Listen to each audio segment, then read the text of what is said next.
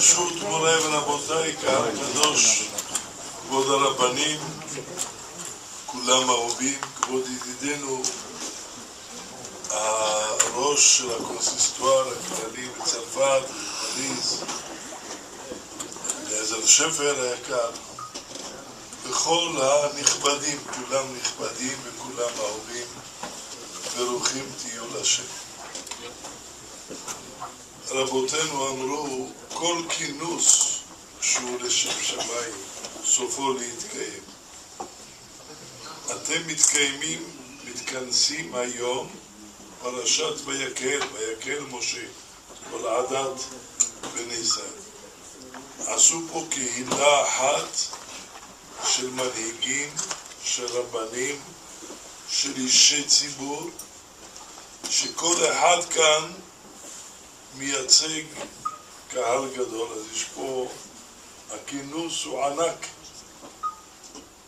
אפילו שבמספר האנשים הוא לא כל כך ענק, אבל כשאנחנו נמנה את האנשים שעומדים אחריכם, שהולכים לפי עצתכם והנהגתכם, הרי יש פה כינוס גדול מאוד.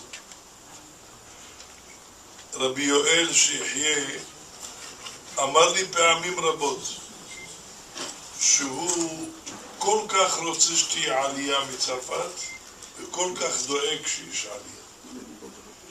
הוא רוצה שתהיה עלייה, אבל הוא דואג שכשבאים לכאן שיוכלו להמשיך בדרך התורה, ביראת השם, עם אהבת התורה, עם אהבת ארץ ישראל, עם אהבת עם ישראל. אבל גם הוא דואג שלפעמים הולכים אלה שמשפיעים ונשארים לפעמים חלשים, זה גם בעיה. אבל אנחנו יודעים שהקדוש ברוך הוא מנהג את עולמו בחסד וברחמים, והוא מסדר והוא מדואג גם לאלה שנמצאים כאן, גם לאלה שעדיין לא באו. אבל בוודאי דבר אחד ברור, שההתכנסות שלכם יחד עם הנציגות ועם המנהיגים בצרפת ועם הרבנים, שהיא התכנסות כדי לחשוב איך להתחזק ביחד, זה מביא סייעתא דשמיא. כשאנחנו מתכנסים וחושבים, ההכנה הזאת, הפעולה הזאת, יכולה להביא הרבה ברכה. אני אתן דוגמה פשוטה מאוד וברורה מאוד. הדבר הכי קדוש שיש לנו היום זה ספר תורה. כשבית המקדש היה קיים, היה ארון התורה ויש בו לוחות הברית, כפי שקראנו בפרשה של השבת, והלוחות מעשה אלוקים המה, והמכתב מכתב אלוקים הוא. זה דבר מיוחד.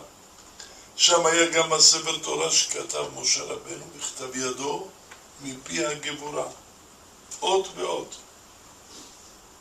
היום נגנז הארון ואין לנו מקדש, יש לנו ספר תורה. ממה עושים ספר תורה? כותבים אותו על קלף של בהמה טהורה. הקלף הזה הוא עור של הבהמה.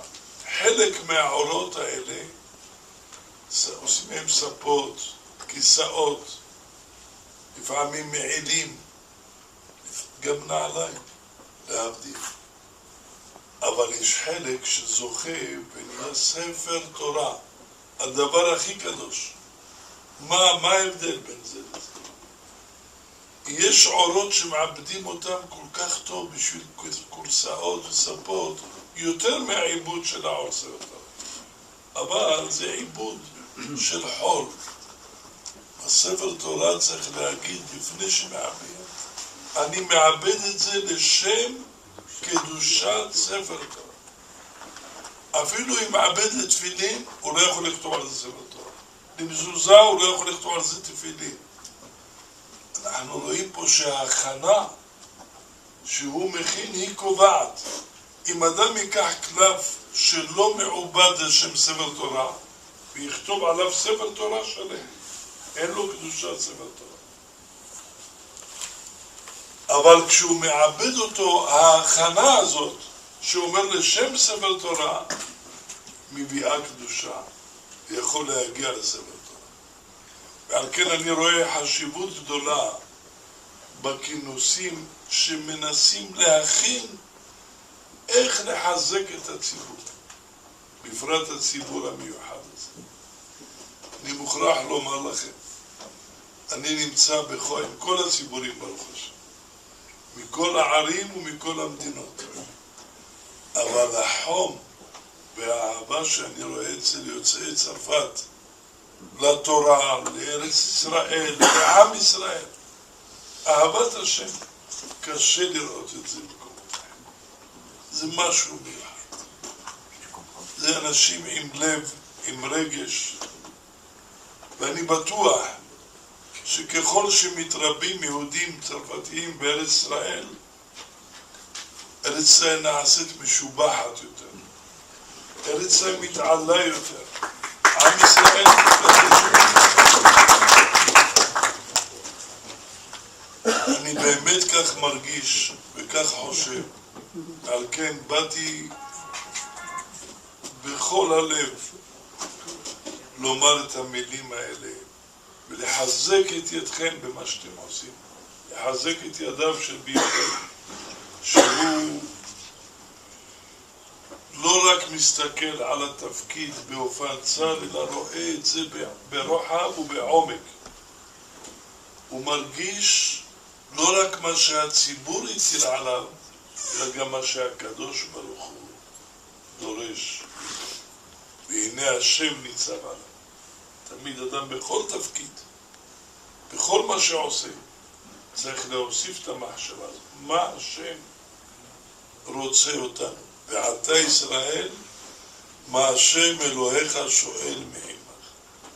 תמיד צריך לראות איך השם רוצה שנאכל, איך הוא רוצה שנעבוד, איך הוא רוצה שנדבר, איך הוא רוצה שנפעל עם עם ישראל, עם ארץ ישראל, עם כל העולם. יהי רצון שתהיה ברכה במעשי ידיכם, שכינה תהיה שרויה עליכם, ובעזרת השם נשמע ונתבשר בשורות טובות, ושהעלייה תגדל ותתרבה בעזרת השם, ושלא נצטרך את עזרת האנטישם. די לנו בעזרת השם. תודה רבה.